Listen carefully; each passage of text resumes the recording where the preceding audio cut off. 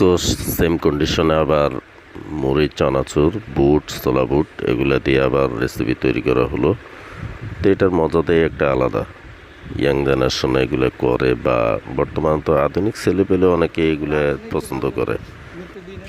দোকানে অনেক সময় আপনার এইভাবে আয়োজন করা হয়, বুট মুড়ি, তারপর আপনার ছোলা বুট, তারপর আপনার চানাচুর এগুলা দিয়ে পুদিনা পাতা, ধনিয়া পাতা, তারপরে আপনার পেঁয়াজ, টমেটো এই সমস্ত আইটেম দিয়ে এগুলো তৈরি করা হয়।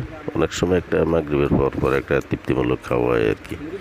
রমজানের খাওয়ার মতন তো আর খাওয়ার জীবনে হইব না, কারণ ওইটার টেস্টটা আলাদা। তারপরেও পোলাপাইন চেষ্টা করে ওইভাবে খাওয়ার জন্য। চাইলে আপনারা ওইভাবে তৈরি করে খাইতে পারেন। আর এগুলো তো এমনি একটা আনন্দ, এইভাবে খাওয়াটা বিশাল একটা আনন্দ আর কি।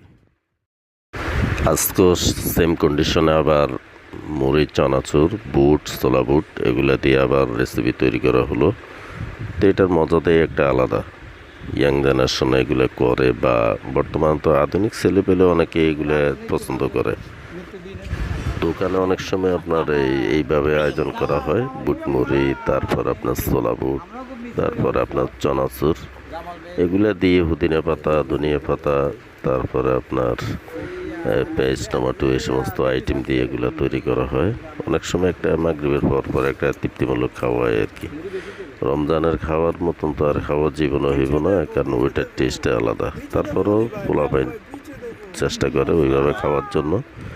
চাইলে আপনারা ওইভাবে তৈরি করে খাইতে পারেন। আর এগুলো তো এমনি একটা আনন্দ, এইভাবে খাওয়াটা বিশাল একটা আনন্দ আর কি।